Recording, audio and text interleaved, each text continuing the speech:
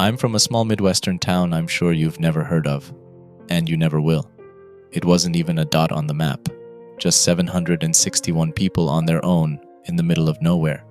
That's why I'm telling this story, so that someone knows what happened there. I remember as a kid we used to play in the cornfield all the time. We lived on a farm just outside of town. The sidewalk literally began 1 block away from our house. It wasn't much. A single main street with a general store, drugstore, and hardware store. The grocery store and diner were around the corner just off the main street. The only reason we had a post office is because the nearest town was 20 miles away.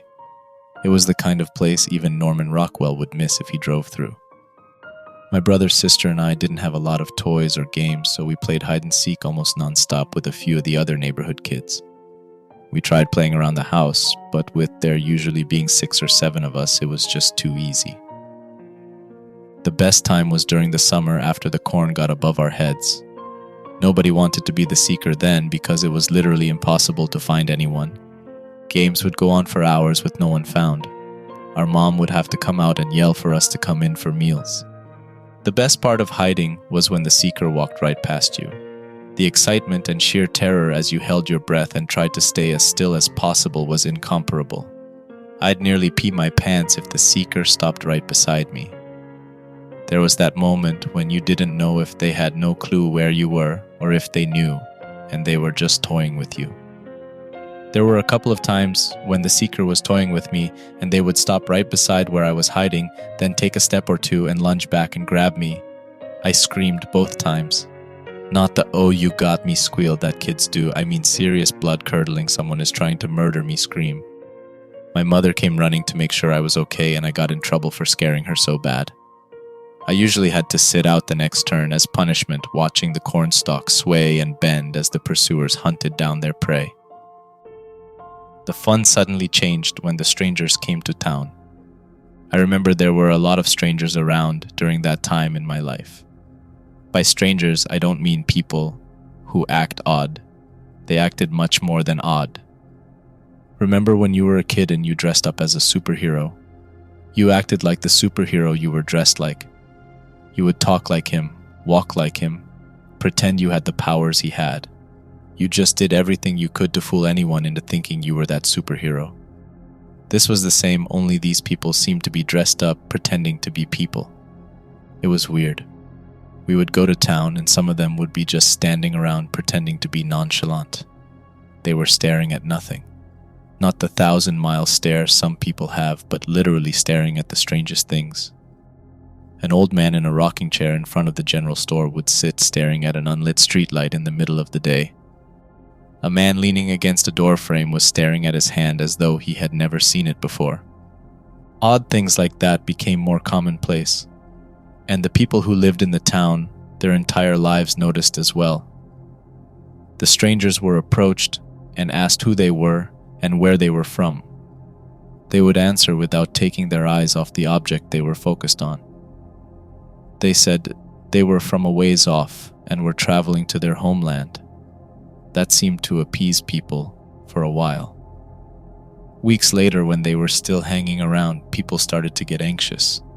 My parents told us, kids, that the strangers were down on their luck and hadn't done anything wrong. That's what they said to our faces, but behind closed doors, I got the feeling they weren't so optimistic. I went to the bathroom one night and had to pass by my parents' bedroom to get there. I overheard them talking about the strangers, and Dad saying he would keep the gun loaded in case they ever came around. It seemed odd that these strangers had never done anything wrong, and yet were the subject of such hushed tones, conversations spoken in fear. I remember when our neighbor, Mr. Hutchins, went missing. He was a nice older man in his 60s or 70s, I think. He always gave out full-sized candy bars on Halloween. He used to be out early every morning tending his animals. We'd see him when we were on our way to school and he'd always wave to us. One morning, he just wasn't there. We didn't think much of it at the time. We thought maybe he was sick or something. In the evening, he wasn't there either. We told Mom about it, but she just said he was probably in town getting groceries or farm supplies. The next morning when we went to school, there was still no Mr. Hutchins. When we told Mom after school, she decided to go visit to see if he had fallen. When there was no answer at the door and the animals were out roaming, Mom decided to call the sheriff. Mom tried to shoo us inside when the sheriff's car showed up, but we just went upstairs to Bobby's room and watched out the window. The sheriff knocked and called for Mr. Hutchins, then went inside. He was in there for a long time. We started thinking one of Mr. Hutchins' dogs had chewed him up or something when the sheriff finally came back out. He got into his car and used the radio. Next thing we know, 3 more sheriff's cars show up, and they start going in and out of the house and barn like a swarm of angry bees. We asked Mom about it at supper, and she wasn't too pleased that we had been snooping. Dad was out of town doing his deliveries, but he would have told us to mind our own business and stay out of others' affairs. Mom told us the sheriff didn't know where Mr. Hutchins had gone to, but his truck was still there, so he couldn't have gotten far. They said he might have had a spell and wandered off. They looked for him for 2 days, then suddenly he showed up at his house as if nothing had happened. We were happy he was back, but curious where he'd been. After he came home, he just sat on his porch and stared at the tree in his front yard. We went over to visit him and asked him where he had been. He kept staring at the tree like we weren't there. "Mr. Hutchins?" I said. "Yes," he said, staring at the tree. "How are you, sir?" I said. He didn't answer right away. His stare never wavered. Finally, he said, "Good." "We were wondering where you had gone, sir," Bobby said. He seemed to struggle with the right word. "Away." "Well, we're glad you're back, sir," Candace said. "Do you need any help with your animals?" "Animals?" he said, as if the word was unfamiliar to him. "Yes, sir, taking care of your animals like we've done before," she said. He didn't reply, just stared at the tree. I looked at Bobby and Catherine. They both seemed as shocked as I was that he was ignoring us. We'd always been on good terms with Mr. Hutchins. There were times we would help out around his farm and with his animals. He would reward us with some money or some treats, but always he was grateful for the help. I waved my hand in front of his eyes, and he didn't blink. We shook our heads and walked away. When we got home, we told Mom how he was acting. We told her we thought something was wrong with him, like he was sick. Mom told us to leave him alone, that he'd had a hard time and we shouldn't be pestering him. But we soon had more to worry about. We played hide and seek all weekend when we weren't doing our chores. It was the last fun weekend of my childhood. We went to school on Monday and got a nasty shock. One of my classmates and buddies that I hung out with was Mike. When I got to class, Mike was already in his seat staring at the blackboard. "Morning, Mike," I said. He didn't move or speak. "What's up with you?" I said. "You stay up too late last night?" "No," he said, still staring. "So what's with the zombie routine?" I said. "You practicing for Halloween?" "No," he said, not blinking. "Okay, so you're playing a joke on me. Haha, very funny," I said. "You can return to Earth now, zombie Mike." He didn't move and stopped talking. "Whatever, man," I said, and let him play his game. All through class, he didn't say a word, even when the teacher called on him. He just sat there and stared at the board. She chided him for ignoring her, but then, when she came over to his desk and waved her hand in front of his eyes, he didn't blink. "Mike?" she said. He didn't answer. "I haven't seen him move in over an hour," I said. She took him to the nurse, mumbling that maybe he'd had a stroke. When the teacher returned, she was alone and very rattled. She made us read for the rest of the period while we heard her out in the hallway discussing Mike's odd behavior with another teacher. Mike never came back to class that day. When class ended, I approached her. "How's Mike?" I said. She seemed nervous. I'm not sure," she said. "I don't know," she said, getting up and walking to the door. "If you want to know any more about him, you'll have to ask his parents." She held the door open as I walked through it, then shut it and went back to her desk. I saw her pick up her phone. She didn't look very happy as she talked. I went home confused and concerned for my friend. I asked Mom if I could go over to Mike's house to check on him. She told me to go over and come back in an hour for supper. As I walked down the street towards Mike's, I saw more people standing around staring at nothing. It It was like they just paused in the middle of whatever they were doing and found something extremely interesting. It was creepy. When I knocked on Mike's door, his mom answered. "Oh, hey, Billy," she said. "Mike isn't feeling well right now." "I know," I said. "I saw him at school today and he was acting weird. I just wanted to check and see if he was okay." She glanced inside the house. I don't know if you would call it okay or not." "Is he still acting like a zombie?" I said, expecting her to laugh.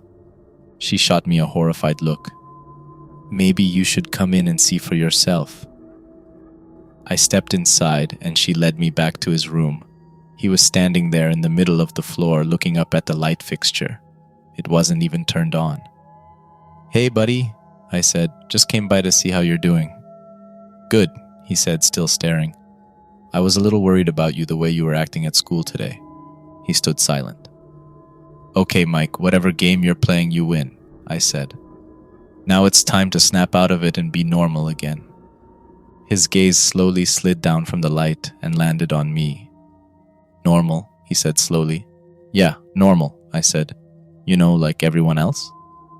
He didn't answer, but his stare freaked me out. It was like he was looking at me, but not looking at me at the same time.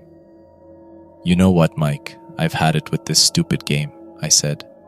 "If you don't quit it, we're not friends anymore." "Friends?" he said, staring through me. "Yes, friends," I said. "You and I have been friends for years and you know that." He stood silent and unmoving.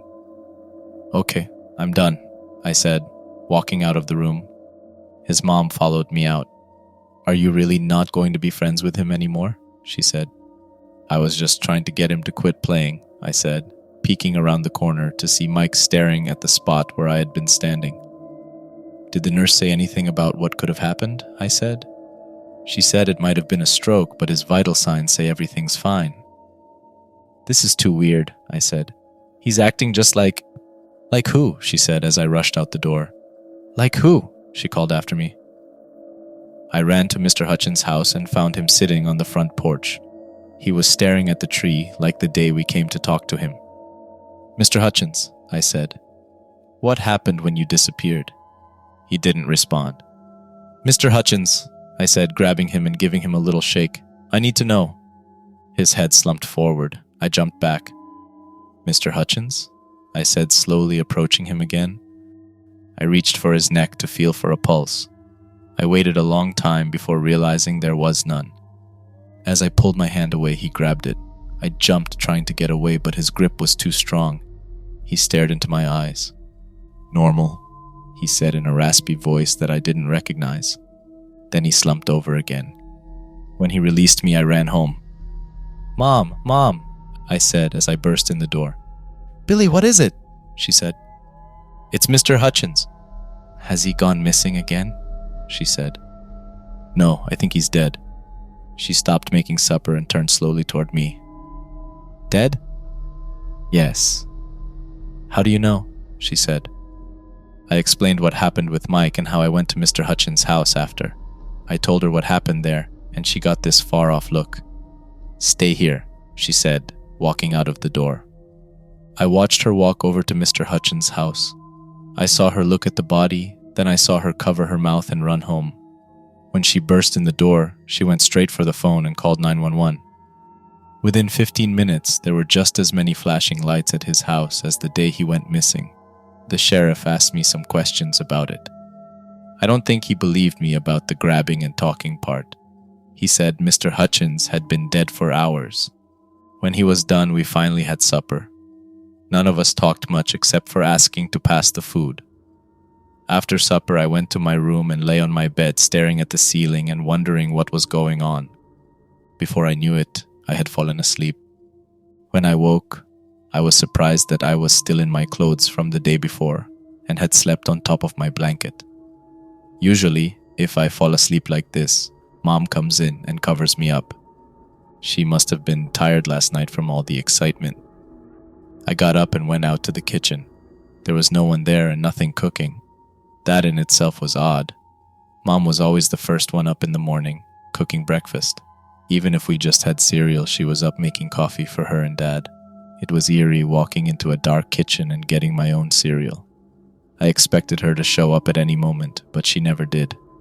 Bobby and Catherine stumbled into the room and got their breakfast too.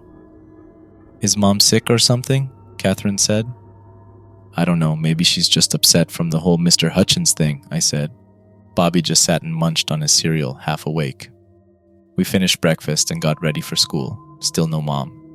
I went to their bedroom and peeked inside. Dad and Mom were both laying in bed, so I left them sleep. That school day was completely surreal. Half the kids were out sick. I'd never seen anything like it, except on the first day of deer season. Even a couple of the teachers just sat there staring like Mike had. They didn't talk to us all day. We just sat there reading or talking quietly to each other, hoping that no one would be loud enough to break the teacher out of her stupor. I knew something was wrong. The strangers had done something to make these people into these weird zombies. I wish I had another word for it because I hadn't seen anyone trying to attack or bite anyone else yet. They just hang around like zombies would before they attack. I just hoped the attack would never come. When we got home from school that day, Mom and Dad were still in bed. I went into their room and stood beside the bed. Mom's eyes were open, staring at the wall. "Mom," I said, "are you okay?" "Yes," she said without blinking. "Is Dad okay?" "Yes." "Have you been in bed all day?" She didn't answer. "Are you going to cook supper?"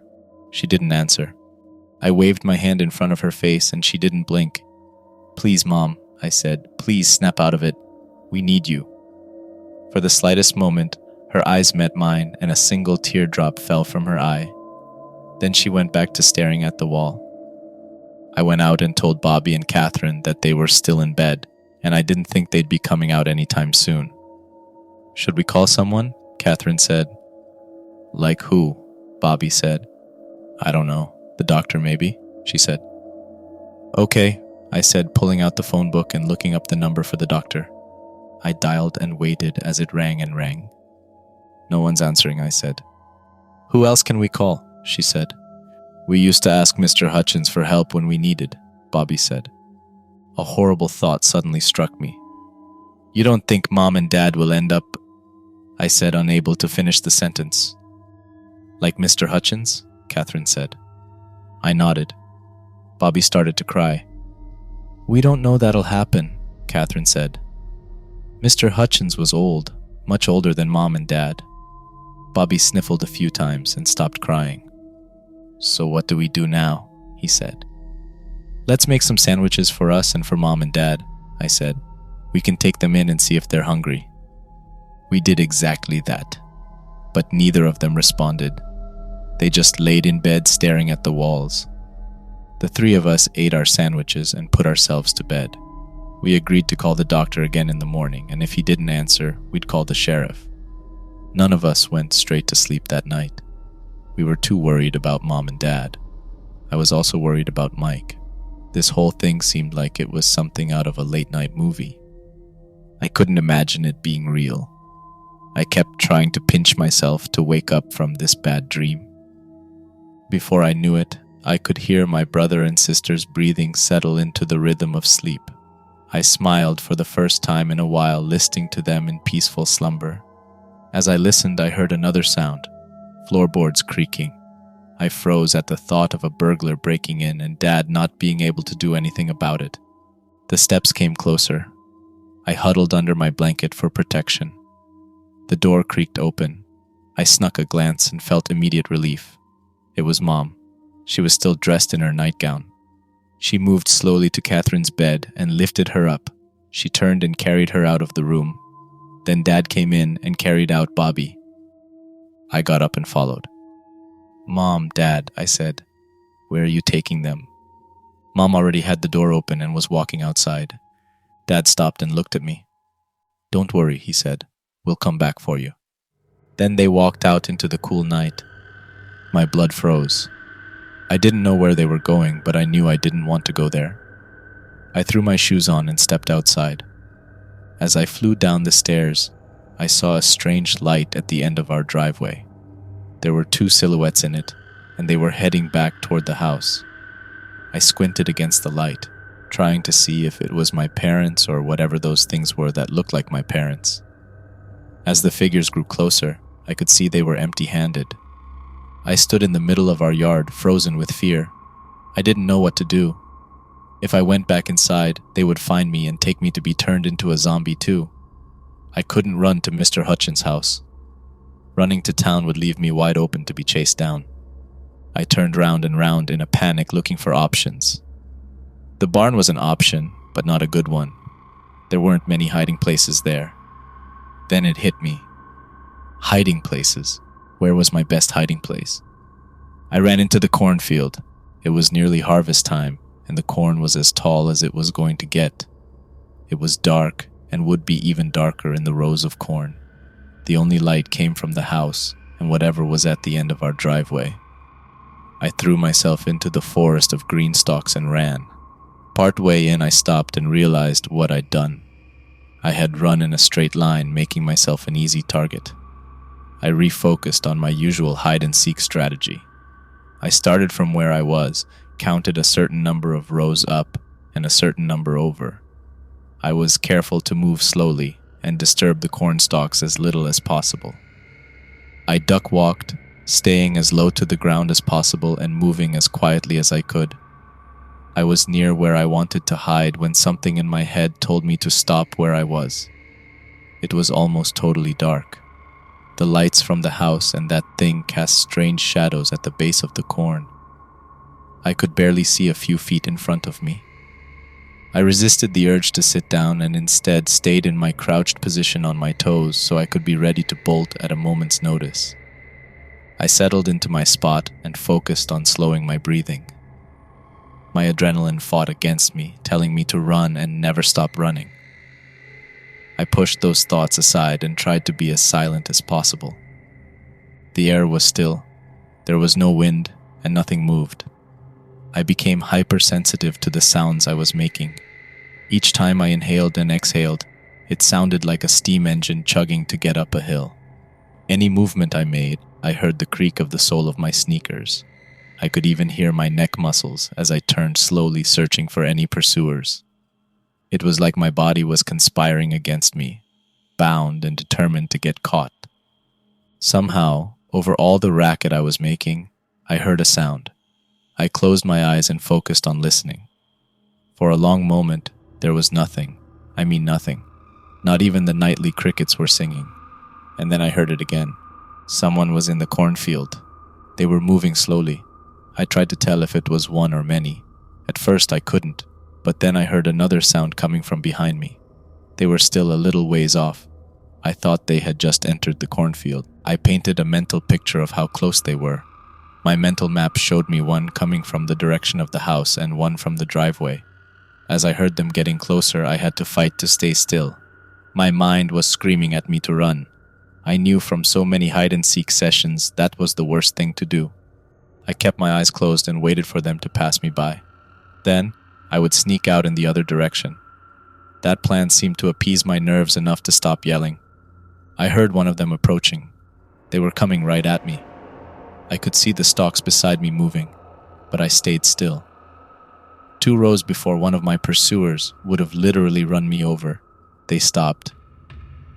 It seemed like there was a moment of indecision, and then they started off again in a different direction. I wanted to breathe a sigh of relief, but the other one was still approaching. They were walking slowly up the row beside the one I was in. They walked right beside me and stopped. I recognized my dad's boots. I just didn't know what was wearing them now. He turned towards me. I knew I was done. There was nowhere I could run that he wouldn't catch me. I kept my eyes closed, refusing to move, even to look up at the man I called father, or what he had become. He stood there unmoving for what seemed like an eternity. Self-preservation was all that kept me from surrendering. I had seen these empty shells of people I used to love, and I wanted to survive to pass on the memories of who they were before. He turned and took a step away from me, then another. I wanted to jump for joy. I wanted to run as I'd never run before. But mostly, I wanted to be careful. I remembered the times playing hide and seek when the seeker pretended to walk away, only to turn around and lunge at me. I held my breath as his footsteps continued away from me. I counted to 100 before I would allow myself to move. As I started to sneak away, I saw an ear of corn lying on the ground. I picked it up and threw it as hard as I could in the opposite direction of my escape route. When it landed, I heard both of my pursuers converge on it. I ran quickly and quietly away from them. Before I knew it, I was at the edge of the cornfield near the road. I peeked out and saw the light at the end of my driveway. It didn't look like headlights from a vehicle. It was just a bright light, hovering a few feet off the ground. It was so bright I couldn't tell what it was attached to or if it was attached to anything. At this point, I didn't know what I believed anymore. I just knew someone or something had taken the people I love and turned them into zombies. No, zombies wasn't right. It was more like robots. They would just stare at whatever until needed. Then they would be called to action, like mom and dad. I turned away from the light and ran. It wasn't long until I heard a strange sound. It was like a mechanical scream. It chilled my bones to hear it. It seemed to be coming from behind me. The light was getting brighter too. I knew it was following me. Dad dashed out of the cornfield and tried to grab me, but I was already out of his reach. I could hear him running behind me when Mom came around the corner, and I nearly ran into her. I have no idea how I avoided her open arms. Maybe somewhere along the line, there was some football player genes in me, but I did a stiff arm spin move that would make any running back proud. I ran like my life depended on it, which it did.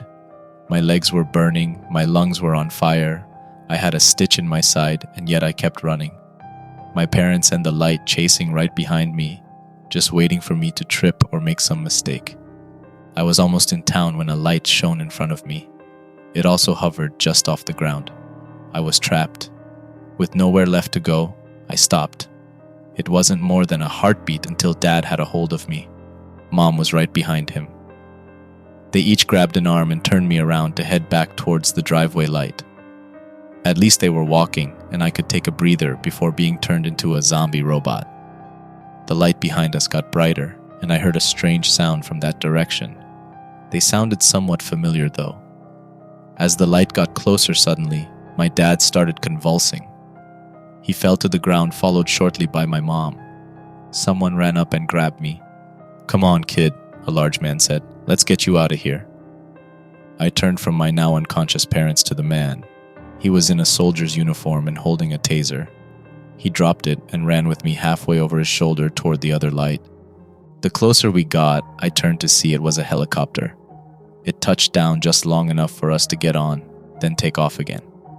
I watched as we flew over my parents laying there, looking very dead. "Could the shock bring them out of it?" I said hopefully. "Sorry, kid, it doesn't work that way," he said. "Once they've been turned, there's no going back." A tear slid down my cheek as I watched my parents disappear into the distance. I looked back at the house I had lived in my entire life, and hopelessness overwhelmed me. For a fleeting moment, I felt like I would have been better off with them. At least we would all be together as a family. My eyes caught a long line of lights driving into town. "What's that?" I said, pointing at the lights. "Containment," he said. "What does that mean?" "It means we can't let anyone escape who's been infected."